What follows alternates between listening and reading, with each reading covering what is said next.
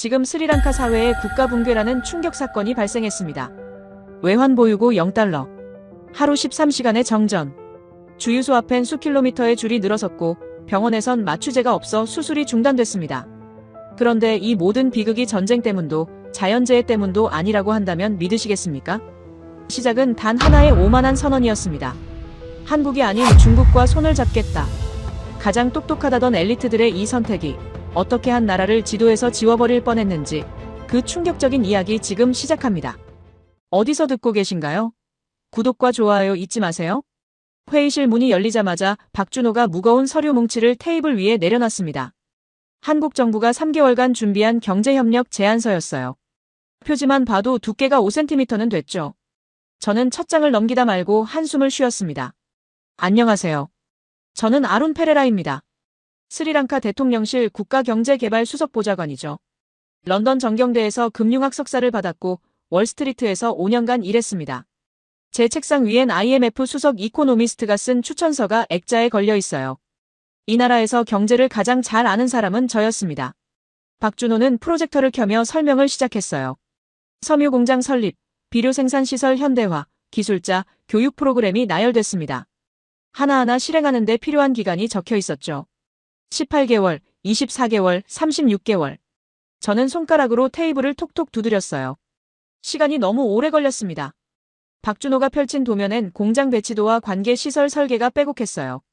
파이프 직경, 토양 분석 데이터, 작물 순환 주기까지 세세하게 적혀 있었습니다. 저는 속으로 웃음이 났어요. 이게 2019년에 할 일인가요? 한국은 70년대에 그렇게 했을지 몰라도 세상은 이미 바뀌었습니다. 금융과 물류의 시대예요. 박준호는 농민 교육 프로그램 예산안을 넘겼어요. 연간 500만 달러, 5년 계획이었습니다. 이 돈으로 3만 명의 농민을 교육하면 쌀 생산량이 2배로 늘어난다고 했죠. 저는 계산기를 두드렸어요. 500만 달러로는 현대적인 항구 부두 하나도 못 짓습니다. 박준호는 천천히 고개를 끄덕이며 말했어요. 급하게 가면 무너진다고, 기초가 단단해야 나라가 선다고 했습니다. 기초라니. 얼마나 촌스러운 단어인가요? 저는 박준호를 바라봤습니다. 이 사람은 여전히 20세기에 살고 있었어요. 공장을 짓고 농민을 교육하고 천천히 성장하는 그런 낡은 방식이요. 하지만 스리랑카는 달라야 합니다. 우린 인도양의 싱가포르가 될 수 있어요. 물류허브, 금융센터, 관광명소로요. 저는 박준호를 향해 물었습니다. 지름길이 있는데 왜 돌아가야 하냐고요. 박준호는 잠시 침묵했어요. 그리고는 조용히 대답했습니다. 지름길은 종종 절벽으로 이어진다고요. 저는 코웃음을 쳤어요. 그건 실패자들의 변명이에요. 서방개발은행팀도 비슷했습니다. 투명성 강화, 부패 척결, 재정 건전성 확보가 선행되어야 한다고 했어요. 조건 목록이 A4 용지로 3장이나 됐습니다. 환경 영향평가, 인권 실사, 노동법 준수, 회계 감사, 의회 승인까지요. 저는 속으로 한숨을 쉬었어요. 이 모든 걸 다 거치려면 몇 년이 걸릴까요? 서방은행 대표가 말했습니다. 이 과정이 귀찮게 느껴지겠지만 결국엔 스리랑카를 위한 거라고요. 투명한 절차 없이 빌린 돈은 부패의 온상이 되고 결국 국민만 고통받는다고 했어요. 저는 시계를 봤습니다. 벌써 40분이나 흘렀어요. 박준호가 다시 도면을 펼쳤어요. 이번엔 기술 전수 프로그램이었습니다. 한국 기술자들이 스리랑카에 와서 3년간 현장에서 가르친다고 했죠. 공장 운영, 품질 관리, 유지 보수까지요. 그래야 우리가 스스로 돌아갈 수 있다고 했습니다. 저는 고개를 저었어요. 3년이요. 그 긴 시간 동안 국민들에게 뭘 보여줄 건가요? 저는 속으로 생각했습니다. 우리 국민들은 지금 당장 변화를 원해요. 5년 뒤의 자립이 아니라 내년에 일자리가 필요하다고요. 하지만 입 밖으로 꺼내지는 않았어요. 박준호는 조용히 서류를 정리했습니다. 회의실 안이 무거운 침묵에 잠겼어요. 저는 박준호와 서방은행팀을 번갈아 바라봤습니다. 이 사람들은 이해하지 못해요. 우리가 얼마나 절박한지, 얼마나 빨리 결과가 필요한지요. 그들은 안전한 나라에서 와서 느긋하게 조건을 늘어놓습니다. 하지만 우리 현실은 달라요. 박준호가 마지막 페이지를 넘겼어요. 예상성과 그래프였습니다. 3년차까지는 거의 변화가 없다가 5년차부터 급격히 상승하는 곡선이었죠. 박준호는 말했습니다. 처음엔 더디지만 결국엔 가장 견고한 성장이라고요. 저는 그래프를 보며 속으로 고개를 저었어요. 3년을 기다릴 순 없습니다. 박준호가 조용히 물었어요. 제안을 검토해 보시겠냐고요. 저는 짧게 대답했습니다. 검토하겠다고요. 하지만 제 목소리엔 확신이 없었어요. 박준호도 그걸 눈치챘을 겁니다. 서방은행 대표가 명함을 건넸습니다. 언제든 연락 달라고 했죠. 박준호가 마지막으로 말했습니다. 빠른 길이 항상 좋은 건 아니라고요. 인프라는 수익을 내는데 시간이 걸리고 그 시간 동안 빚은 쌓인다고 했어요. 차라리 느리더라도 자립할 수 있는 구조를 만들어야 한다고 했습니다. 저는 고개만 끄덕였어요. 하지만 속으론 동의하지 않았습니다. 테이블 위엔 박준호가 놓고 간 도면 한 장이 펼쳐져 있었습니다. 비료 공장 설계도였죠. 파이프와 밸브, 화학 반응로가 세밀하게 그려져 있었어요. 저는 그걸 오래 바라봤습니다. 정교했어요. 하지만 느렸습니다. 창밖으로 콜롬보 항구가 보였어요. 낡은 부두와 녹슨 크레인이 여전히 그 자리에 있었습니다. 하지만 저는 다른 풍경을 상상했어요. 최첨단 컨테이너 터미널, 유리로 된 청사, 대형 선박들이 줄지어 정박한 모습이요. 인도양의 진주, 동서양을 잇는 허브가 된 스리랑카요. 저는 가방을 챙겨 회의실을 나왔습니다. 복도를 걸으며 생각했어요. 박준호 같은 사람들은 평생 공장 도면이나 들여다보며 살겠죠. 느린 성장, 착실한 기초, 그런 따분한 말들을 되풀이하면서요. 하지만 저는 달라요. 저는 국가 전체를 설계하는 사람입니다. 사무실로 돌아가는 길에 경제기획부 차관을 만났어요. 차관이 물었습니다.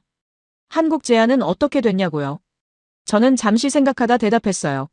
검토 중이라고요. 차관은 고개를 끄덕였습니다. 하지만 제 표정에서 뭔가를 읽었는지 더 이상 묻지 않았어요. 엘리베이터 안에서 거울에 비친 제 모습을 봤어요. 자신감이 넘쳤습니다. 저는 런던에서 공부하고 뉴욕에서 일했어요. 세계 경제의 흐름을 압니다. 박준호 같은 사람들보다 훨씬 넓은 시야를 가지고 있죠. 제 판단이 틀릴 리 없어요. 사무실에 들어서자 비서가 서류 뭉치를 건넸어요. 다른 프로젝트 관련 보고서였습니다. 저는 책상에 앉아 서류를 펼쳤지만 집중이 안 됐어요. 자꾸 박준호의 말이 떠올랐습니다. 빠른 길이 항상 좋은 건 아니라는 그 말이요. 창밖으론 여전히 낡은 항구가 보였어요. 하지만 곧 달라질 겁니다. 저는 그걸 확신했습니다. 빠르게, 눈에 띄게 세계가 주목하는 방식으로요. 제조업이나 농업 같은 느린 방식 말고요. 금융 허브, 물류센터, 관광 명소. 이 세 가지가 스리랑카의 미래예요. 제조업이나 농업 같은 건 필요 없습니다. 우린 서비스로 도약할 거예요. 저는 아직 선택하지 않았습니다. 하지만 결론은 이미 내려져 있었어요. 사흘이 흘렀습니다. 리웨이가 대통령궁을 방문했을 때 저는 그를 같은 회의실로 안내했어요. 중국 국영 인프라 컨소시엄 실무 총괄이라는 직함을 가진 사람이었고 박준호가 앉았던 바로 그 자리에 앉았습니다. 묘한 대비였죠. 리웨이의 접근 방식은 박준호와 완전히 달랐어요. 무거운 서류 뭉치 대신 얇은 태블릿 하나만 테이블 위에 놓았고 화면이 켜지자 3D 모델링 영상이 흘러나왔습니다. 햄반토타 항구의 미래 모습이었어요. 초대형 컨테이너선들이 줄지어 정박하고 자동화 크레인이 우아하게 움직이고 유리로 된 관제센터가 인도양의 햇빛을 받아 눈부시게 반짝였습니다. 저는 숨을 멈추고 화면을 응시했습니다. 박준호의 도면이 종이 위에 설계도였다면 이건 살아 숨쉬는 비전이었어요. 구체적이고 눈부신 미래가 제 앞에서 펼쳐지고 있었습니다. 리웨이가 조용하지만 확신에 찬 목소리로 말했어요. 15억 달러면 이 모든 게 가능하다고 18개월 안에 착공해서 36개월 안에 완공할 수 있다고요. 계산기를 꺼낼 필요조차 없었습니다. 박준호의 비료 공장 제안이 5년에 걸쳐 겨우 500만 달러였던 반면 리웨이의 제안은 그 규모의 300배였죠. 게다가 속도마저 압도적이었습니다. 저는 리웨이를 똑바로 바라보며 핵심을 물었어요. 조건이 무엇이냐고요? 리웨이의 대답은 놀라울 정도로 간결했습니다. 조건 같은 건 없다고 했어요. 단순한 차관일 뿐이라고 연 6.3% 이자로 빌려주고 20년에 걸쳐 갚으면 그만이라고 했습니다. 투명성 심사도 환경평가도 인권 조건도 요구하지 않는다고 했어요. 의회 승인만 받으면 내일이라도 시작할 수 있다고 했죠. 속으로 웃음이 터져나올 뻔했습니다. 서방은행이 A4 용지 3장에 걸쳐 나열했던 그 끝없는 조건 목록이 떠올랐어요. 부패 척결, 회계 감사, 인권 실사까지 전부 거치려면 2년은 좋게 걸렸을 겁니다. 하지만 중국의 방식은 달랐어요. 복잡한 절차도 까다로운 조건도 없이 그저 간단 명료했습니다. 빌려주고 갚으면 끝이었죠. 리웨이가 화면을 넘기자 이번엔 콜롬보 국제공항 현대화 계획이 펼쳐졌습니다. 12억 달러 규모의 프로젝트였고 새 터미널과 활주로 확장, 면세구역 조성까지 모든 게 포함돼 있었어요. 리웨이는 차분하면서도 설득력 있는 목소리로 말했습니다. 항구와 공항이 완성되면 스리랑카는 인도양의 진정한 허브가 될 거라고, 물류와 관광이 폭발적으로 성장할 거라고 했어요.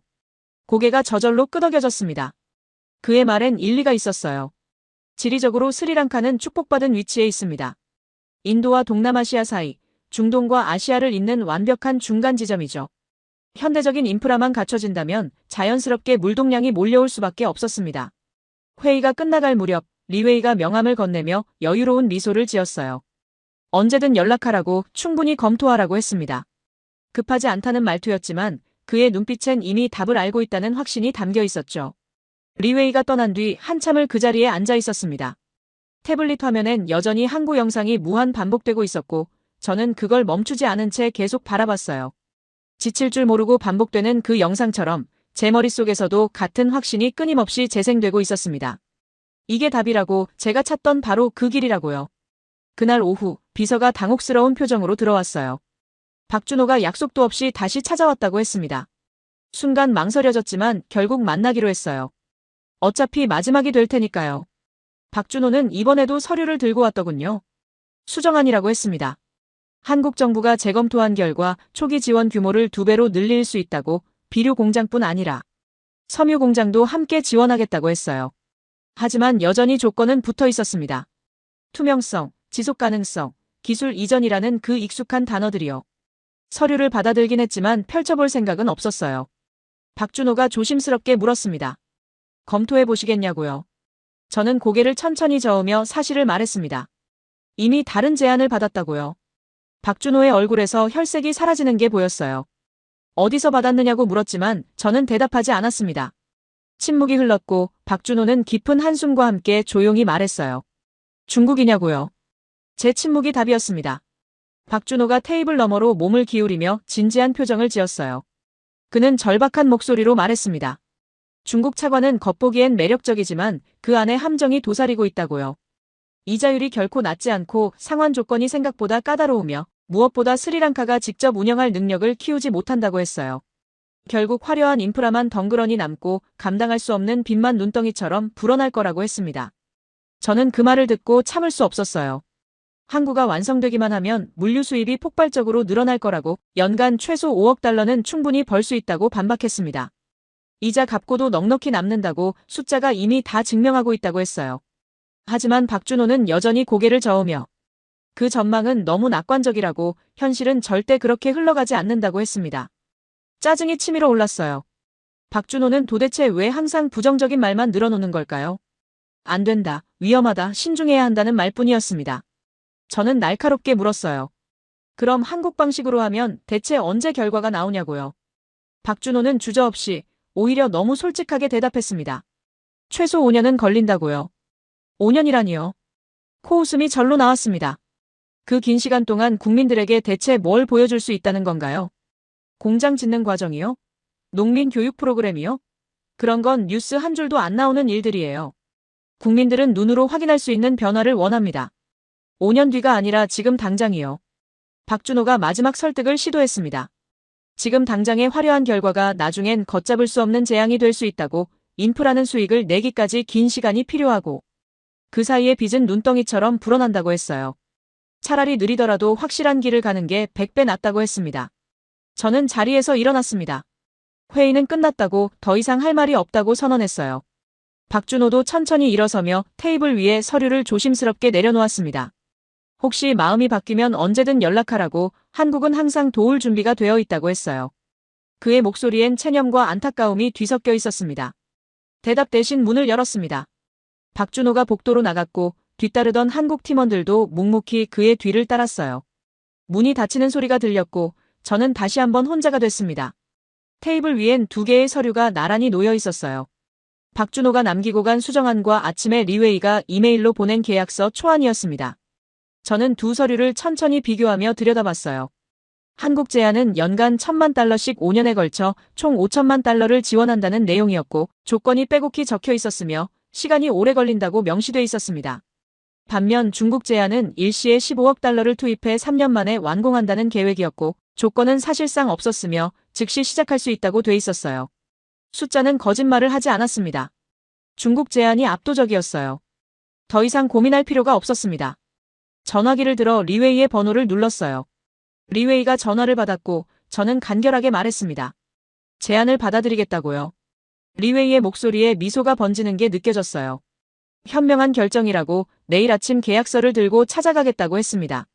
전화를 끊고 창밖을 바라봤습니다. 해가 서쪽으로 기울고 있었고 콜롬보 항구의 주황빛 석양이 부서지고 있었어요. 저 낡고 녹슨 풍경은 곧 완전히 사라질 겁니다. 완전히 새로운 모습으로 다시 태어날 거예요. 박준호가 남기고 간 서류를 집어들었습니다. 한참을 들여다봤어요. 정교하고 세밀한 계획이었습니다. 하지만 너무 느렸어요. 스리랑카는 그렇게 여유롭게 기다릴 처지가 아니었습니다. 우린 지금 당장 눈에 보이는 결과가 필요했어요. 박준호의 서류를 서랍 깊숙이 밀어 넣었습니다. 쇳소리를 내며 닫히는 서랍 소리가 마치 과거와의 결별처럼 들렸죠. 의자에 깊숙이 몸을 묻고 눈을 감았습니다. 주사위는 던져졌고 이제 스리랑카의 시간은 중국의 속도로 흐르기 시작할 겁니다. 다음 날 아침 리웨이가 약속대로 찾아왔습니다. 두꺼운 가죽 서류 가방에서 계약서를 꺼냈어요. 제법 두께감이 있는 서류였지만 저는 세세하게 읽지 않았습니다. 주요 조항만 확인했어요. 15억 달러, 연 6.3%, 20년 상환. 모든 게 명확했습니다. 서명란에 펜을 대는 순간 잠깐 망설여졌어요. 박준호의 마지막 경고가 귓가를 스쳤습니다. 하지만 고개를 저었어요. 그리고 천천히 확실하게 서명했습니다. 리웨이도 자기 자리에 서명했어요. 우리는 일어서서 악수했습니다. 리웨이의 손은 따뜻하고 단단했어요. 그는 만족스러운 미소를 지으며 말했습니다. 위대한 여정의 시작이라고, 스리랑카의 새로운 시대가 열린다고요. 저도 고개를 끄덕이며 화답했습니다. 맞아요. 이건 새로운 시대의 문이었습니다. 그날 오후 대통령에게 보고했을 때 대통령은 환한 표정으로 만족을 표했어요. 잘했다고, 이게 진짜 국가 경영이라고 치켜세웠습니다. 가슴이 뿌듯하게 부풀어 올랐어요. 제 판단이 옳았다는 확신이 더욱 견고해졌습니다. 저녁 뉴스 시간이 되자 발표가 나갔습니다. 중국과의 전략적 파트너십 체결, 15억 달러 규모 항구 개발 프로젝트 착수라는 헤드라인이었어요. 기자들은 들뜬 목소리로 보도했고 경제 전문가들이 스튜디오에 나와 긍정적인 전망을 쏟아냈습니다. 스리랑카 증시가 급등했다는 속보도 띄워졌어요. 집에 돌아와 거울을 마주했습니다. 반사된 제 얼굴엔 자신감과 성취감이 넘쳐 흘렀어요. 해냈습니다. 나라의 미래를 바꿀 결정을 내렸어요.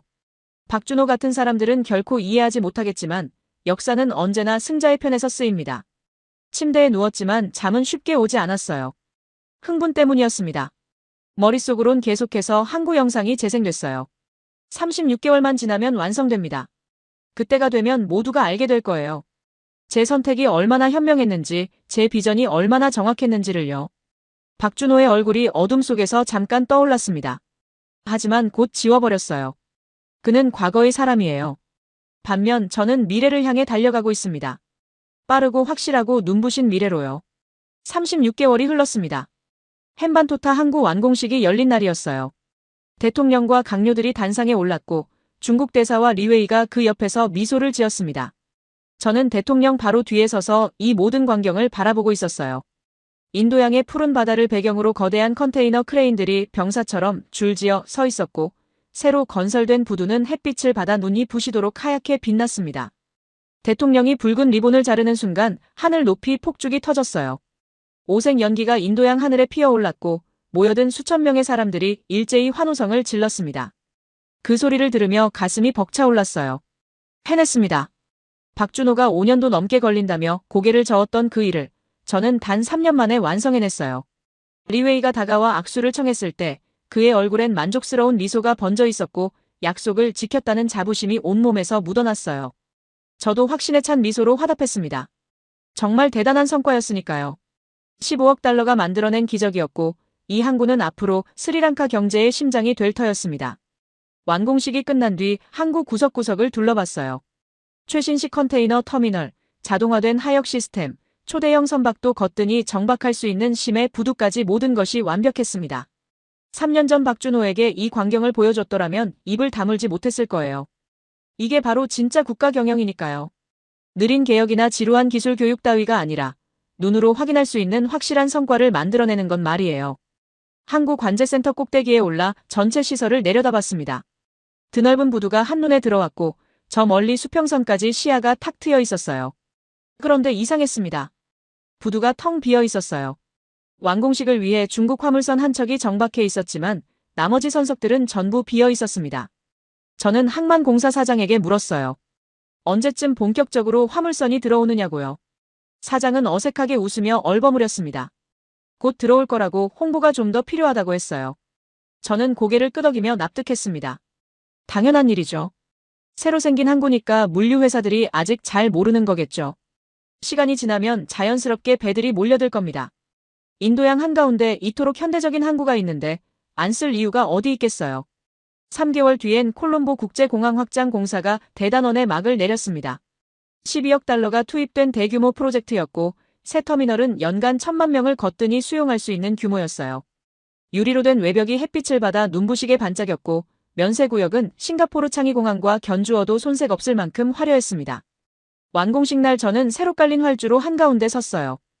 6차선 규모의 넓디 넓은 활주로였고 최신 항법 시스템까지 갖춰져 있었습니다. 샴페인을 터뜨렸어요. 대통령과 강요들, 그리고 중국 측 인사들이 함께 잔을 부딪히며 건배했습니다. 카메라 플래시가 쉴 새 없이 터졌고 이 장면은 다음날 모든 신문 일면을 화려하게 장식했어요. 저는 샴페인 잔을 들고 활주로를 천천히 바라봤습니다. 텅 비어 있었어요. 완공식을 위해 중국 항공사 전세기 한 대가 착륙했을 뿐 그게 전부였습니다. 공항공사 이사에게 신규 취향 항공사가 몇 개나 되는지 물었어요. 이사는 잠시 머뭇거리더니 조심스럽게 대답했습니다. 아직 협상 중이라고, 곧 발표할 예정이라고 했어요. 저는 별로 걱정하지 않았습니다. 이토록 훌륭한 시설을 두고 항공사들이 마다할 리 없었으니까요. 곧 전 세계에서 비행기들이 구름대처럼 몰려들 거였습니다. 그해 연말, 정부 경제보고서가 발간됐어요. 인프라 투자 성과 부분에서 헨반토타 항구와 콜롬보 공항이 대대적으로 소개됐습니다. 화려한 사진과 그래프가 지면을 가득 채웠고 미래 전망은 장밋빛으로 물들어 있었어요. 저는 그 보고서를 몇 번이고 반복해서 읽었습니다. 제 이름이 여러 곳에 굵은 글씨로 언급돼 있었고 프로젝트 총괄 책임자로 명시돼 있었어요. 대통령이 저를 집무실로 불렀습니다. 축하한다며 손을 잡았고 국가 발전에 큰 기여를 했다고 치켜세웠어요. 포상 얘기까지 꺼냈습니다. 저는 겸손하게 고개를 숙였지만 속으론 뿌듯함이 온몸을 타고 흘렀어요. 3년 전 박준호를 회의실에서 내보낼 때부터 이런 날이 올 거라고 확신했지만 막상 현실이 되고 보니 감회가 남다르게 밀려왔습니다. 국제 언론도 주목하기 시작했어요. 파이낸셜 타임스가 스리랑카의 눈부신 인프라 도약을 특집으로 다뤘고 블룸버그는 중국 1대1로 사업의 빛나는 모범 사례로 소개했습니다.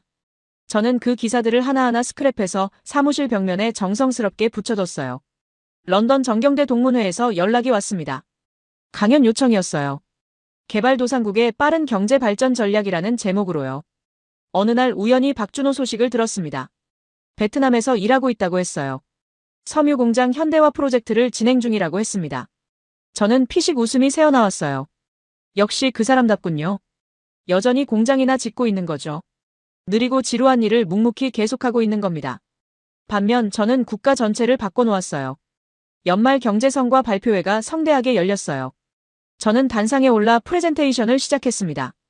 완공된 항구와 공항 사진이 대형 스크린을 가득 채웠고 참석자들이 탄성을 질렀어요. 저는 자신감 넘치는 목소리로 말했습니다. 이게 진짜 국가 경영이라고요. 빠르고 확실한 성과를 만들어내는 것, 국민들에게 희망을 두 눈으로 확인시켜주는 것이라고 했습니다. 다음 날 아침 출근길에 라디오를 켰어요. 경제 뉴스가 흘러나왔습니다. 헨반토타 항구가 이번 달에도 목표 물동량을 달성하지 못했다는 내용이었어요. 저는 재빨리 채널을 돌렸습니다. 그런 세세한 수치는 중요하지 않았어요. 중요한 건 큰 그림입니다. 스리랑카가 최첨단 인프라를 갖췄다는 사실 자체죠. 사무실에 도착하니 리웨이가 이미 기다리고 있었어요. 오랜만이었습니다. 그는 온화한 미소를 지으며 악수를 청했고 항구와 공항이 잘 운영되고 있느냐고 물었습니다. 저는 한치의 망설임 없이 대답했어요. 물론이라고요. 모든 게 순조롭다고 계획대로 흘러가고 있다고 했습니다. 리웨이는 만족스러운 표정을 지었어요. 그리고는 새로운 프로젝트 얘기를 조심스럽게 꺼냈습니다. 고속도로 네트워크 건설이었어요. 8억 달러 규모였습니다. 저는 귀가 솔깃해졌어요. 항구와 공항에 이어 고속도로까지 완성되면 스리랑카는 정말로 완벽해질 겁니다. 리웨이는 차분하게 설명했습니다. 인프라는 네트워크라고 항구와 공항만으론 충분하지 않다고 했습니다. 고속도로로 연결해야 비로소 진짜 효과가 난다고 했어요. 맞는 말이었어요. 저는 천천히 고개를 끄덕였습니다. 검토하겠다고, 긍정적으로 검토하겠다고 말했어요. 리웨이는 흐뭇한 미소를 지으며 자리에서 일어났습니다. 그가 나간 뒤 저는 창밖을 길게 바라봤어요. 콜롬보 시내가 한눈에 들어왔고 저 멀리 항구의 크레인들이 하늘을 찌를 듯 솟아있었습니다. 저녁 무렵 대통령실에서 만찬이 열렸습니다. 중국 대사와 경제계 인사들이 참석했어요. 저도 초대받았습니다. 만찬장에서 대통령이 제 어깨를 두드리며 말했어요. 아룬 덕분이라고, 스리랑카의 자랑이라고 했습니다. 주변 사람들이 박수를 쳤어요. 그 박수 소리를 들으며 생각했습니다. 이게 바로 제가 원했던 순간이에요. 인정받는 순간이죠. 3년 전 중국과 계약서에 서명할 때 꿈꿨던 바로 그 장면이었습니다. 모든 게 완벽했습니다. 6개월이 흘렀습니다. 농업부에서 보고서가 올라왔어요. 제목부터 심상치 않았습니다. 긴급 식량 안보 위기 경보였죠. 저는 서류를 펼쳤습니다. 쌀 생산량이 전년 대비 30% 감소했다고 적혀 있었어요. 원인은 비료 부족이었습니다. 농업부 장관이 직접 찾아왔어요. 중국에서 수입하던 비료가 끊겼다고 했습니다. 스리랑카가 외환 부족으로 대금 지불을 미루자 중국 측이 수출을 중단했다는 거였어요.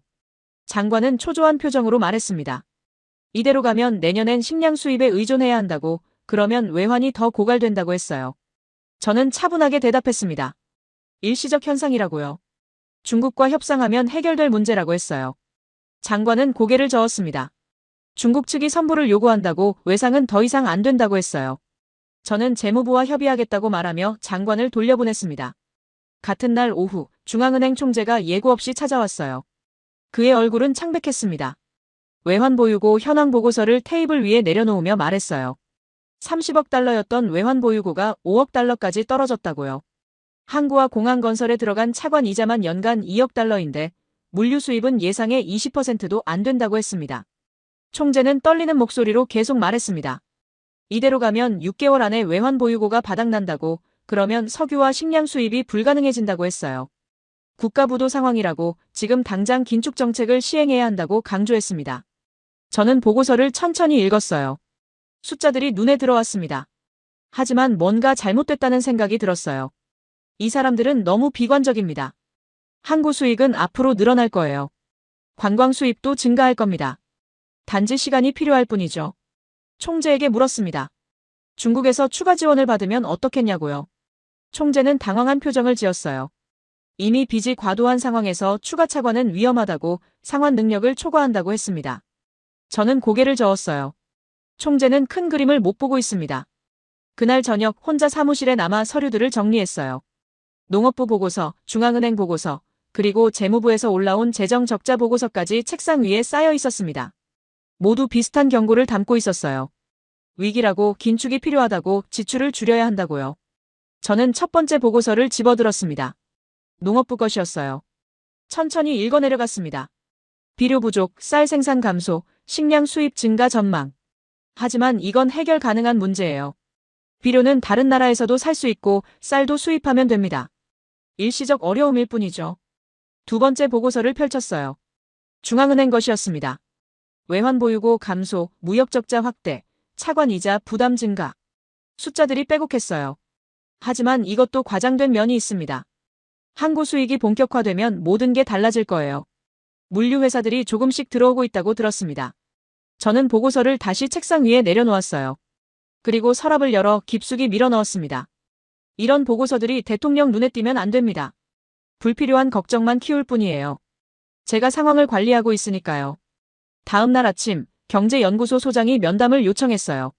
만나지 않으려고 했지만 대통령실 수석 비서관이 중요한 사안이라며 권했습니다. 어쩔 수 없이 만났어요. 소장은 두꺼운 분석 보고서를 가져왔습니다.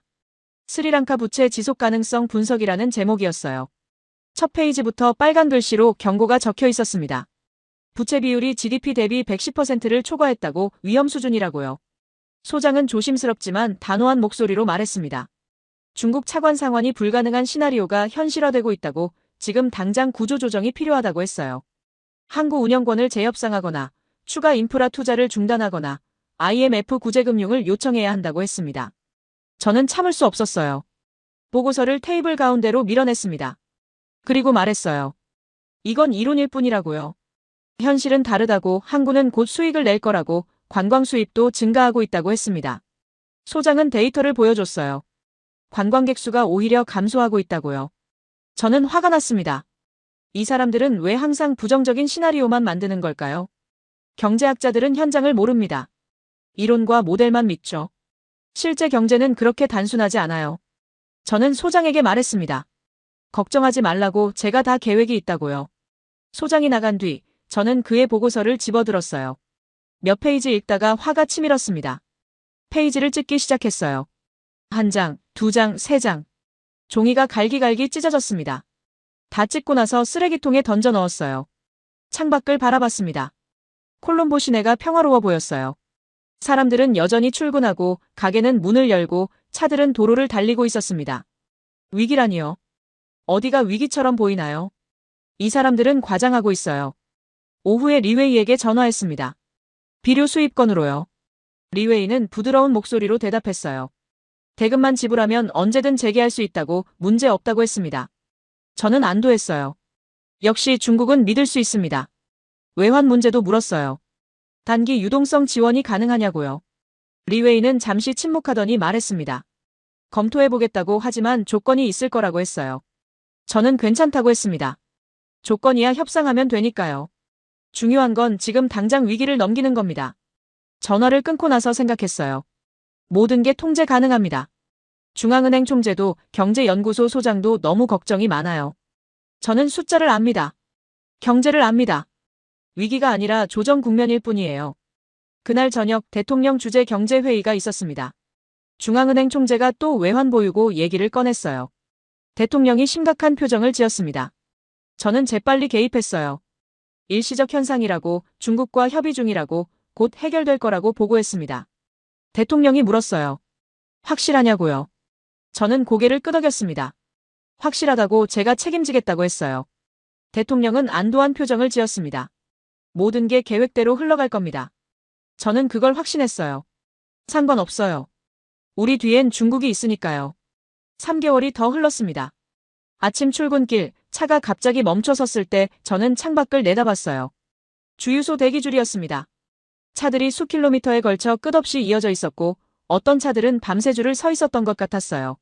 한 노인이 차 옆 아스팔트 위에 쓰러져 있었는데, 주변 사람들이 황급히 그를 그늘로 옮기고 있었습니다. 며칠을 기다리다 탈진한 거라고 기사가 조용히 말했어요. 저는 고개를 돌렸지만 손이 떨리고 있다는 걸 느꼈습니다. 일시적 현상이라고 스스로에게 말했지만 떨림은 멈추지 않았어요. 사무실 건물은 정전이었습니다. 엘리베이터가 멈춰서서 7층까지 걸어 올라가야 했는데 3층쯤에서 숨이 차기 시작했고 5층에서는 계단 창문에 기대 쉬어야 했어요. 창밖으로 보이는 콜롬보 시내가 이상하게 조용했습니다. 평소처럼 북적이는 거리가 아니라 문 닫은 가게들과 그늘에 모여 앉은 사람들만 보였어요. 오후에 병원 앞을 지나가다 차를 세웠습니다. 직접 확인하고 싶었어요. 응급실 복도는 환자들로 가득했고 한 의사가 간호사와 언쟁하는 소리가 들렸습니다. 저는 복도 끝으로 천천히 걸어가 신생아실 문 앞에 섰어요. 인큐베이터 5대 중 3대가 멈춰 서 있었습니다. 화면이 꺼진 채로요. 간호사 한 명이 손부채로 아기들에게 바람을 보내주고 있었는데 그녀의 이마에서 땀이 흘러내리고 있었어요. 저는 한참을 그 자리에 서 있었습니다.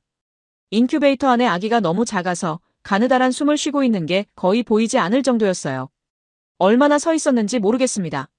간호사가 저를 발견하고 놀란 표정을 지었을 때 저는 아무 말 없이 뒤로 물러났어요. 병원을 나오는데 가슴이 답답했습니다. 하지만 이건 제 잘못이 아니라고, 러시아 전쟁과 유가 폭등과 세계 경제 악화 때문이라고 스스로를 설득했어요. 저녁 무렵 시내 슈퍼마켓에 들어갔습니다. 조명이 꺼진 진열대는 텅 비어 있었어요. 쌀이 있어야 할 자리엔 먼지만 쌓여 있었고 밀가루 코너는 아예 선반이 치워져 있었습니다. 점원에게 언제 들어오느냐고 물었더니 그는 그냥 고개를 저으며 저를 똑바로 쳐다봤어요. 그의 눈빛이 차가웠습니다. 아무 말도 하지 않았지만 모든 걸 말하고 있는 것 같았어요. 슈퍼마켓 밖으로 나오니 한 여성이 텅 빈 장바구니를 들고 서 있었습니다. 갓난아기를 가슴에 안고 있었는데 아기가 울고 있었어요. 여성은 울먹이며 분유를 구할 수 없다고 10군데 약국을 돌았지만 전부 품절이라고 말했습니다. 저는 할 말을 찾지 못하고 그냥 돌아섰어요. 뒤에서 아기 우는 소리가 계속 들렸습니다. 차를 주차해두고 거리를 걸었습니다. 직접 걷고 싶었어요. 문 닫은 가게들을 지나쳤고 한 빵집 앞엔 100명쯤 되는 사람들이 줄을 서 있었습니다. 버스 정류장엔 2시간째 기다리는 사람들이 있었고 학교 운동장에선 아이들이 기운 없이 앉아 있었어요. 도로 한가운데선 타이어가 불타고 있었고 경찰이 설득하고 있었지만 효과가 없었습니다. 저는 그냥 계속 걸었습니다. 어디로 가는지도 모른 채로요. 발이 아팠지만 멈추고 싶지 않았어요. 멈추면 생각하게 될 것 같았습니다. 해가 지면서 거리에 어둠이 내렸습니다. 정전이라 불이 켜지지 않았고 사람들은 촛불을 켰어요. 콜롬보가 마치 19세기로 돌아간 것 같았습니다. 사무실로 돌아왔을 땐 완전히 밤이었고 손전등을 켜고 다시 7층까지 계단을 올라가야 했어요. 책상에 앉아 창밖을 바라봤습니다. 칠흑 같은 어둠 속에서 가끔씩 발전기 불빛이 깜빡였는데 마치 별들이 하늘에서 땅으로 떨어진 것 같았어요. 오늘 본 얼굴들이 떠올랐습니다. 쓰러진 노인, 손부채질하는 간호사, 작은 아기, 우는 여성, 차가운 눈빛의 점원, 불타는 타이어 앞에 분노한 사람들. 책상을 내리쳤지만 소용없었어요. 손은 계속 떨리고 있었습니다. 항구가 있고 공항이 있고 인프라는 갖춰졌다고 시간만 지나면 수익이 날 거라고 계속 되뇌었지만 마치 주문처럼 공허하게 들렸어요. 집으로 가는 차 안에서 라디오를 켰습니다. 전국 각지에서 시위가 확산되고 있다는 뉴스가 흘러나왔고 대통령궁 앞에 텐트를 친 사람들이 철야 농성을 벌이고 있다고 했어요. 저는 라디오를 껐지만 소리는 머릿속에서 계속 울렸습니다. 아기 울음소리, 타이어 타는 소리, 사람들의 외침이요. 집에 도착해 소파에 앉았습니다. 불을 켜지 않았어요. 어둠이 오히려 편했습니다. 얼마나 앉아 있었는지 모르겠어요. 창밖에서 이웃집 발전기 소리가 들렸는데 저희 집엔 발전기가 없었습니다. 필요 없다고 생각했거든요. 곧 나아질 테니까요. 침대에 누워 천장을 바라봤습니다. 오늘 본 얼굴들이 차례로 떠올랐어요. 한 명씩 천천히요. 눈을 감았지만 얼굴들은 사라지지 않았고 오히려 눈꺼풀 뒤에서 더 또렷해졌습니다. 이건 제 잘못이 아니라고 되뇌었습니다. 저는 최선을 다했고 나라를 위해 옳은 결정을 내렸어요. 항구를 지었고 공항을 현대화했고 스리랑카의 미래를 위한 투자였습니다. 지금의 어려움은 예상치 못한 외부 요인 때문이에요. 하지만 손은 여전히 떨리고 있었습니다. 박준호의 목소리가 들렸습니다. 환청이었겠죠. 빠른 길은 위험하다고, 기초가 중요하다고, 인프라만으론 안 된다고 했던 그 말들이요. 저는 베개를 머리 위로 끌어당겼지만 목소리는 멈추지 않았어요. 3년 전 회의실이 떠올랐습니다. 박준호의 도면을 밀어냈던 순간, 리웨이와 악수했던 순간, 계약서에 서명했던 순간이요. 그때 저는 확신에 차 있었어요. 승자라고 믿었습니다. 지금 저는 어둠 속에서 홀로 떨고 있었습니다. 외부 요인이라고, 전쟁과 유가와 세계 경제라고 계속 말했지만 오늘 본 얼굴들은 그런 설명 따윈 신경 쓰지 않았어요. 그들은 그저 고통받고 있을 뿐이었습니다. 이불을 끌어당기며 몸을 웅크렸습니다. 작아지고 싶었어요. 위대한 국가엔 소음이 따르는 법이라고 마지막으로 한 번 더 속삭였지만 그 말조차 이제 공허하게 들렸습니다. 잠에 빠져들면서 생각했어요.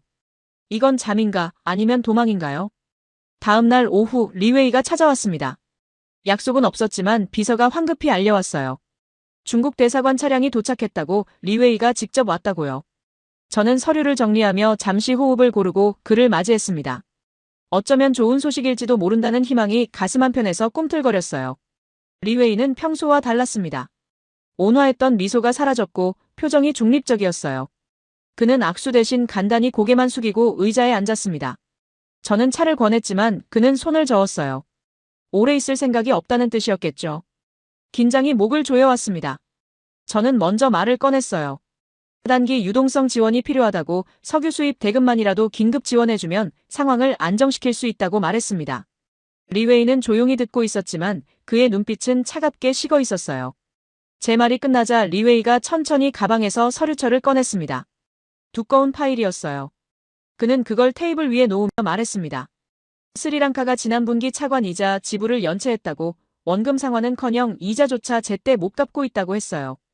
중국 정부가 매우 우려하고 있다는 말도 덧붙였습니다. 저는 변명을 늘어놓았어요. 일시적 외환 부족일 뿐이라고 항구 수익이 본격화되면 곧 정상화될 거라고 조금만 더 시간을 달라고 했습니다. 리웨이는 고개를 천천히 저었어요. 그리고 조용하지만 단호한 목소리로 말했습니다. 스리랑카는 이미 상환 능력을 상실했다고 이건 유동성 위기가 아니라 지급 불능 상태라고요. 가슴이 철렁 내려앉았습니다. 하지만 저는 애써 침착함을 유지하려 했어요. 그럼 추가 지원을 고려해달라고 우리는 전략적 파트너가 아니냐고 물었습니다. 리웨이는 잠시 침묵했어요. 그리고는 파일에서 한 장의 서류를 꺼내 제 앞으로 밀었습니다. 그건 3년 전 우리가 서명한 계약서 사본이었습니다. 저는 그 서류를 물끄러미 내려다봤어요. 리웨이가 말했습니다. 돈을 못 갚으셨다고 그럼 계약서 조항대로 이행하셔야 한다고요. 약속대로 항구를 넘기셔야 한다고 했습니다. 순간 머릿속이 하얘졌습니다. 항구를 넘긴다니 무슨 소리죠? 저는 계약서를 집어들었어요. 처음으로 제대로 읽기 시작했습니다. 3년 전엔 주요 조항만 확인했었죠. 15억 달러, 연 6.3%, 20년 상환. 하지만 지금 제 눈에 들어온 건 다른 문구였습니다. 8페이지 하단, 작은 글씨로 적힌 조항이었어요. 채무 불이행 시 담보자산의 운영권을 채권자에게 이전한다는 내용이었습니다. 그 다음 줄엔 더 충격적인 문장이 있었어요. 운영권 임대기간 99년이라고요. 손이 떨렸습니다. 99년이요. 한 세기에 가까운 시간이었어요. 저는 리웨이를 올려다봤습니다. 그는 여전히 중립적인 표정으로 앉아 있었어요. 마치 이 모든 게 당연한 수순이라는 듯이요. 목소리가 제대로 나오지 않았습니다. 이건 협상 가능한 사안이라고 다른 방법을 찾아보자고 떨리는 목소리로 말했어요. 리웨이는 고개를 저었습니다. 계약서에 명시된 조항이라고 법적 구속력이 있다고 했어요. 스리랑카 정부가 서명했고 의회가 승인했다고 덧붙였습니다. 저는 계약서를 다시 읽기 시작했습니다. 이번엔 모든 문장을, 모든 단어를 읽었어요. 9페이지엔 또 다른 조항이 있었습니다. 운영권 이전 시 중국 기업이 항구의 모든 수익을 가져간다는 내용이었어요. 스리랑카는 단지 토지를 제공할 뿐이라고요. 10페이지엔 분쟁 해결 조항이 있었는데 관할 법원이 베이징이라고 적혀 있었습니다. 제가 뭘 서명한 건가요? 3년 전 그날 저는 이 계약서를 제대로 읽었나요? 법무팀 검토는 왜 안 했죠? 속도가 중요하다고 생각했었죠. 중국을 믿었으니까요. 전략적 파트너라고 생각했으니까요. 리웨이가 말했습니다. 다음 주까지 공식 답변을 달라고요. 만약 자발적으로 이행하지 않으면 국제중재에 회부할 거라고 했습니다. 그렇게 되면 스리랑카의 국제신용도는 더욱 추락할 거라고 다른 채권자들도 일제히 상환을 요구할 거라고 경고했어요. 저는 할 말을 찾을 수 없었습니다. 리웨이는 자리에서 일어났어요. 나가기 전 마지막으로 한마디 했습니다. 개인적으론 유감이라고 하지만 이건 비즈니스라고요. 중국 정부도 자국 국민에게 책임이 있다고 말했습니다. 문이 닫혔습니다. 저는 혼자 남았어요. 손에는 여전히 계약서가 들려 있었습니다. 99년이라는 숫자가 눈앞에서 춤을 췄어요. 한 세기입니다. 제 손자도 손자의 손자도 태어나기 전에나 돌아올 항구예요. 천천히 이해가 되기 시작했습니다. 처음부터 계획된 것이었어요. 15억 달러라는 과도한 금액, 6.3%라는 높은 이자율, 항구 수익에 대한 낙관적 전망. 모든 게 계산되어 있었습니다. 스리랑카가 갚지 못할 거라는 걸 그들은 처음부터 알고 있었어요. 리웨이의 온화한 미소가 떠올랐습니다. 3년 전 회의실에서 악수하던 그 순간이요. 조건 없다고 파트너십이라고 함께 성장하자고 했던 그 말들이요. 전부 거짓이었어요. 아니, 거짓도 아니었습니다. 그들에게 이건 정말로 비즈니스였으니까요. 창밖을 봤습니다. 저 멀리 햄반토타 항구가 보이는 방향이었어요. 15억 달러를 들여지은 최첨단 항구, 스리랑카의 미래가 될 거라고 믿었던 그곳이요. 이제 그건 중국 것이 될 겁니다. 99년 동안요. 책상에 앉아 머리를 감싸 쥐었습니다. 3년 전으로 돌아가고 싶었어요. 박준호가 도면을 펼치던 그날로요. 이번엔 그의 말을 들을 겁니다. 느려도 괜찮다고, 시간이 걸려도 괜찮다고 말할 거예요. 하지만 시간은 되돌릴 수 없었습니다. 전화벨이 울렸습니다. 대통령실이었어요. 긴급 보고가 필요하다고 했습니다. 저는 전화기를 내려놓고 한참을 앉아 있었어요. 뭐라고 보고해야 할까요? 항구를 잃었다고요. 99년 동안 중국에 넘어갔다고요. 제가 계약서를 제대로 읽지 않아서요. 일어서려는데 다리에 힘이 없었습니다. 계약서를 다시 들여다봤어요. 제 서명이 거기 있었습니다. 3년 전 그날의 서명이요. 자신감 넘치게 휘갈겨 쓴 글씨였습니다. 지금 그 서명이 저를 조롱하는 것 같았어요. 리웨이가 했던 말이 귓가에 맴돌았습니다. 이건 비즈니스라고요. 파트너십은 상호 신뢰가 바탕이라고요. 하지만 신뢰 같은 건 없었습니다. 처음부터 없었어요. 그들에게 우리는 파트너가 아니라 고객이었고 이제는 채무자가 됐습니다. 동맹이 아니었습니다. 그들은 처음부터 동맹이 아니었어요. 창밖으론 어둠이 내리고 있었습니다. 또 정전 시간이었겠죠. 콜롬보 시내가 하나둘 어둠에 잠기고 있었어요. 저는 그 어둠을 바라보며 생각했습니다. 나라 전체가 어둠에 잠기고 있다고요. 제 손에서 계약서가 떨어졌습니다. 바닥에 흩어진 종이들 위로 석양빛이 비쳤어요. 99년이라는 숫자가 붉게 물들어 있었습니다. 모든 게 끝났습니다. 일주일이 흘렀습니다. 대통령 긴급회의가 소집됐을 때 저는 리웨이가 남기고 간 계약서를 들고 갔어요. 대통령과 강요들 앞에서 사실을 보고해야 했습니다. 항구 운영권을 99년간 중국에 넘겨야 한다고 계약서에 그렇게 명시되어 있다고 말했어요. 회의실이 순식간에 아수라장이 됐습니다. 재무부 장관이 소리를 질렀고 외교부 장관은 믿을 수 없다는 표정으로 고개를 저었어요. 국방부 장관은 군사적 대응을 검토해야 한다고까지 말했습니다.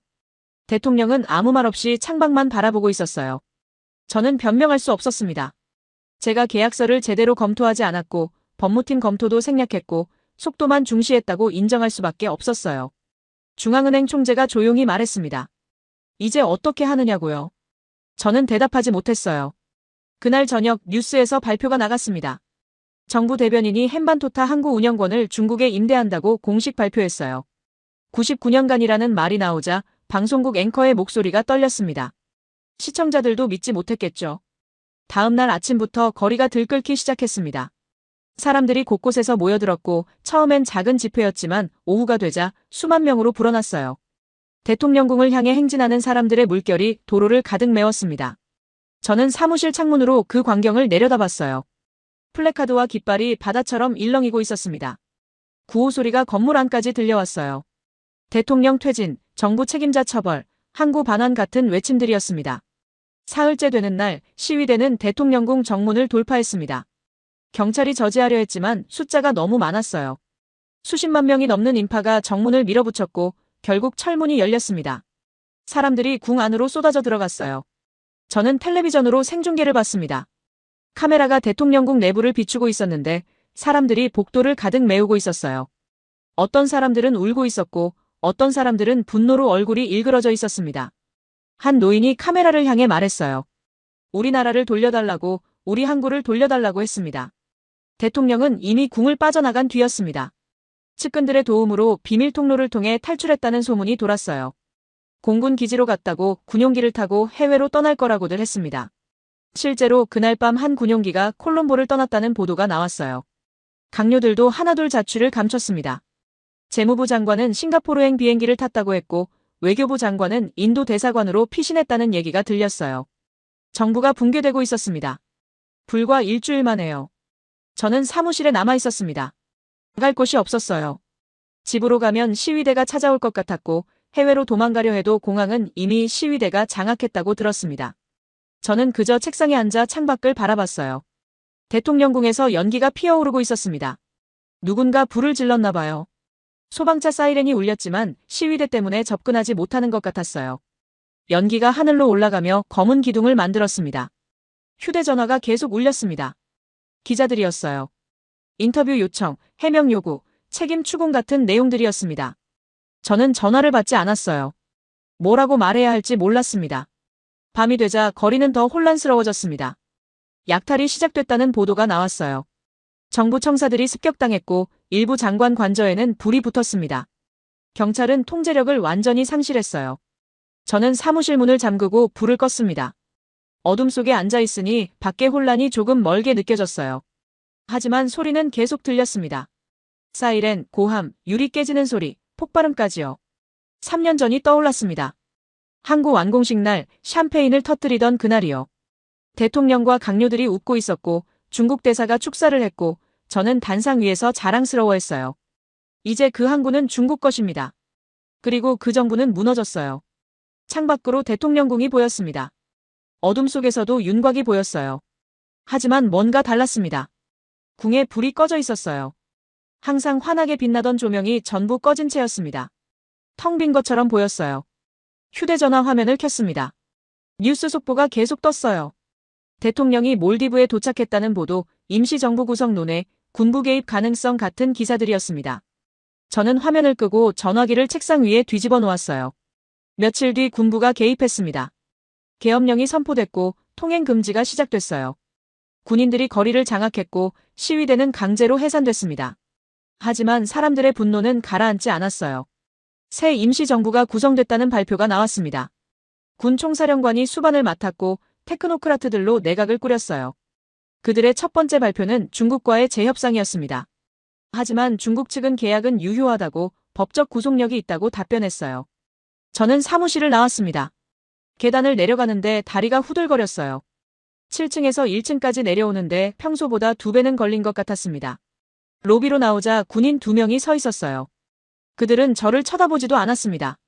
거리는 군용 트럭들로 가득했습니다. 군인들이 도처에 배치돼 있었고 시민들은 조용히 걷고 있었어요. 며칠 전의 함성과 분노는 사라졌지만 공기는 여전히 무겁게 가라앉아 있었습니다. 대통령궁 앞을 지나갔습니다.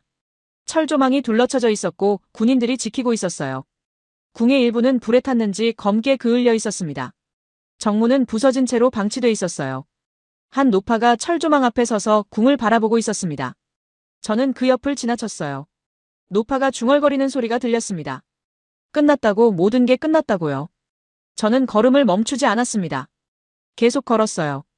어디로 가는지도 모른 채로요. 그저 멈추고 싶지 않았습니다. 멈추면 무너질 것 같았어요. 해가 지고 있었습니다. 통행금지 시간이 다가오고 있었어요. 사람들이 서둘러 집으로 향했습니다. 저도 방향을 틀어 집으로 갔어요. 집 앞에 도착했을 때 현관문에 낙서가 있었습니다. 빨간 페인트로 쓴 글씨였어요. 반역자, 매국노 같은 단어들이었습니다. 저는 그걸 닦지 않고 안으로 들어갔어요. 불을 켜지 않았습니다. 어둠 속에서 소파에 앉았어요. 밖에서 군용 트럭이 지나가는 소리가 들렸습니다. 통행금지를 단속하는 거겠죠. 3년이 흘렀습니다. 박준호를 회의실에서 내보낸 지 3년이요. 항구가 완공된 지 몇 달밖에 안 됐어요. 그리고 모든 게 무너졌습니다. 정권이 붕괴됐고 항구는 중국에 넘어갔고 대통령은 도주했고 국민들은 분노했고 거리엔 군인들이 있었어요. 끝났습니다. 한 달이 흘렀습니다. 저는 헨반토타로 가는 버스에 올랐어요. 마지막으로 보고 싶었습니다. 제가 만들었다고 믿었던 그 항구를요. 버스는 텅텅 비어 있었고 연료 부족 때문인지 속도가 느렸습니다. 창밖으로 스리랑카의 풍경이 천천히 지나갔어요. 들판은 황폐해져 있었습니다. 비료가 없어서 농사를 포기한 땅들이 곳곳에 보였어요. 마을을 지날 때마다 문 닫은 가게들이 눈에 띄었고 사람들은 그늘에 모여 앉아 무언가를 기다리는 것처럼 보였습니다. 학교 운동장엔 아이들이 없었어요. 버스 안 사람들은 말이 없었습니다. 모두 지쳐 보였어요. 한 노인이 창밖을 바라보며 한숨을 쉬었고 젊은 여성은 아기를 안고 졸고 있었습니다. 3년 전만 해도 이 길은 희망으로 가득했었는데 지금은 침묵만 흐르고 있었어요. 헨반토타에 도착했을 때 해가 중천에 떠 있었습니다. 저는 버스에서 내려 항구 쪽으로 걸어갔어요. 예전엔 택시를 탔었는데 지금은 돈을 아껴야 했습니다. 새 임시정부가 제 자산을 동결했거든요. 항구가 보이기 시작했습니다. 멀리서도 거대한 크레인들이 하늘을 찌르고 있었어요. 15억 달러를 들여 지은 최첨단 시설이었습니다. 하지만 뭔가 달랐어요. 정문 위에 깃발이 펄럭이고 있었는데 스리랑카 국기가 아니었습니다. 가까이 다가갔습니다. 붉은 바탕에 노란 별 5개가 그려진 깃발이었어요. 중국 국기였습니다. 바람에 펄럭이며 햇빛을 받아 선명하게 빛나고 있었습니다. 저는 그 앞에 멈춰 섰어요. 정문엔 중국어로 된 간판이 새로 달려 있었습니다. 한자 아래 작은 영어로 차이너 머천츠 포트라고 적혀 있었어요. 경비원들도 중국인이었습니다. 그들은 제게 무엇을 원하느냐고 물었고 저는 그냥 보고 싶다고 대답했어요. 경비원은 고개를 저으며 허가 없이는 들어갈 수 없다고 했습니다. 저는 울타리 밖에 섰습니다. 철조망 너머로 항구를 바라봤어요. 부두엔 중국 화물선이 정박해 있었고 중국 국기를 단 트럭들이 오가고 있었습니다. 컨테이너엔 한자가 가득 적혀 있었어요. 작업자들도 중국어로 대화하고 있었습니다. 더 이상 스리랑카의 항구가 아니었습니다. 스리랑카 땅 위에 서 있지만 스리랑카 것이 아니었어요. 99년 동안은요. 한 세기 가까운 시간 동안 이곳은 중국 것입니다. 3년 전 완공식이 떠올랐습니다. 대통령이 리본을 자르고 폭죽이 터지고 사람들이 환호했던 그날이요. 저는 단상에 서서 자랑스러워했었어요. 이게 진짜 국가 경영이라고 빠르고 확실한 성과라고 믿었습니다. 박준호의 얼굴이 떠올랐습니다. 회의실에서 도면을 펼치며 설명하던 그 모습이요. 느리지만 확실한 방법이라고, 기초가 중요하다고, 시간이 필요하다고 했던 그 말들이요. 저는 그를 조롱했었어요. 촌스럽다고, 가난한 나라 방식이라고 비웃었습니다. 지금 생각하면 그가 옳았습니다. 비료 공장을 현대화하고 농민을 교육하고 기술을 전수받는 느린 길이 정답이었어요. 5년이 걸리더라도 그게 우리 것이었을 겁니다. 하지만 저는 빠른 길을 택했고 그 결과 모든 걸 잃었습니다. 철조망을 붙잡았습니다. 차가운 쇠가 손바닥에 닿았어요. 항구를 계속 바라봤습니다. 저 시설들, 저 크레인들, 저 부두들이 전부 제 결정으로 만들어진 거예요. 하지만 이제 제 것이 아닙니다. 한 중국인 관리자가 지나가다 저를 봤습니다. 잠시 멈춰서서 저를 쳐다보더니 고개를 끄덕이고 지나갔어요. 동정인지 조롱인지 알 수 없었습니다. 어쩌면 그냥 무관심이었을지도 몰라요. 바다를 봤습니다. 인도양이 넓게 펼쳐져 있었어요. 3년 전 저는 이 바다를 보며 꿈꿨습니다. 스리랑카가 인도양의 허브가 되는 꿈을요. 물류의 중심, 금융의 중심, 관광의 중심이 되는 미래를요. 하지만 지금 이 항구는 중국의 허브일 뿐입니다. 천천히 이해가 됐습니다. 국가는 가난해서 무너지는 게 아니에요. 스리랑카는 가난했지만 살아있었습니다. 사람들은 힘들어도 희망을 가지고 있었어요. 무너진 건 제 오만함 때문이었습니다. 저는 똑똑하다고 믿었어요. 런던에서 공부했고 뉴욕에서 일했고 숫자를 알고 경제를 안다고 생각했습니다. 박준호 같은 사람들보다 훨씬 위에 있다고 확신했어요. 그래서 그들의 경고를 무시했습니다. 빠른 길이 있는데 왜 돌아가느냐고 물었었죠. 지금 알았습니다. 그 빠른 길은 절벽으로 이어져 있었어요. 박준호가 경고했던 바로 그 절벽이요. 저는 그 경고를 듣지 않았고 결국 절벽 아래로 떨어졌습니다. 나라 전체를 끌고요. 오만한 선택이 나라를 팔았습니다. 제 오만함이 이 항구를 팔았고 국민들의 미래를 팔았고 스리랑카의 주권을 팔았어요. 99년간이나요. 해가 기울고 있었습니다. 항구에 석양빛이 비쳤어요. 중국 국기가 붉게 물들어 더욱 선명하게 보였습니다. 저는 한참을 그 자리에 서 있었어요. 돌아서려는데 한 스리랑카 노동자가 항구 밖으로 나오고 있었습니다. 그는 저를 보더니 잠시 멈칫했어요. 저를 알아본 것 같았습니다. 하지만 아무 말도 하지 않고 지나갔어요. 그의 눈빛엔 비난도 분노도 없었습니다. 그저 텅 빈 눈빛이었어요. 저는 천천히 걸어 나왔습니다. 항구에서 멀어질수록 중국 국기가 작아졌어요. 하지만 계속 보였습니다. 뒤돌아볼 때마다 여전히 펄럭이고 있었어요. 버스 정류장으로 가는 길, 작은 식당 앞을 지나쳤습니다. 안에 사람들이 앉아 뉴스를 보고 있었어요. 화면엔 새 임시정부 수반이 나와 국민들에게 인내를 호소하고 있었습니다. 상황이 곧 나아질 거라고 희망을 잃지 말라고 했어요. 하지만 사람들의 표정은 어두웠습니다. 희망 같은 건 이미 오래전에 사라진 것 같았어요. 저도 그 희망을 죽인 사람 중 하나였습니다. 버스를 기다리며 생각했습니다. 만약 다시 돌아갈 수 있다면, 3년 전 그 회의실로 돌아갈 수 있다면 저는 어떻게 할까요? 박준호의 말을 들을까요? 그의 도면을 진지하게 검토할까요? 느린 길을 받아들일까요? 아마도 그랬을 겁니다. 하지만 시간은 되돌릴 수 없었어요.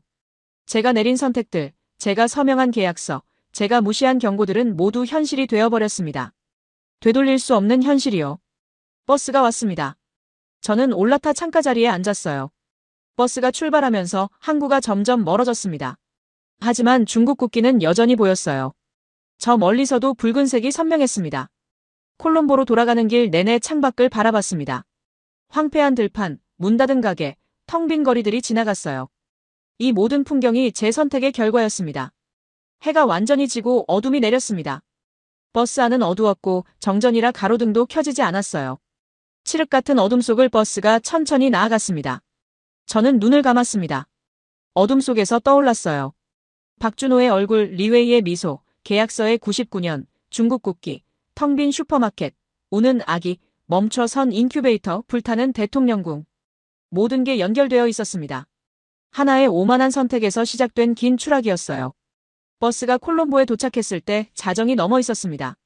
저는 내려서 집으로 걸어갔어요. 거리는 통행금지로 텅 비어 있었고 군인들만 순찰하고 있었습니다. 집 앞에 도착했습니다. 현관문의 낙서는 여전했어요. 저는 그걸 보며 생각했습니다. 맞는 말이라고요. 저는 반역자였고 매국노였습니다. 의도하진 않았지만 결과적으로 그랬어요. 안으로 들어가 불을 켰습니다. 방은 텅 비어 있었어요. 가구들은 그대로지만 뭔가 공허했습니다. 저도 텅 비어 있는 것 같았어요. 창문으로 밖을 봤습니다. 어둠 속에서 콜롬보가 잠들어 있었어요. 아니, 잠든 게 아니라 기절해 있는 것 같았습니다. 국가는 가난해서 무너지지 않습니다. 오만한 선택이 나라를 팝니다. 저는 그걸 이제야 알았습니다. 너무 늦게요.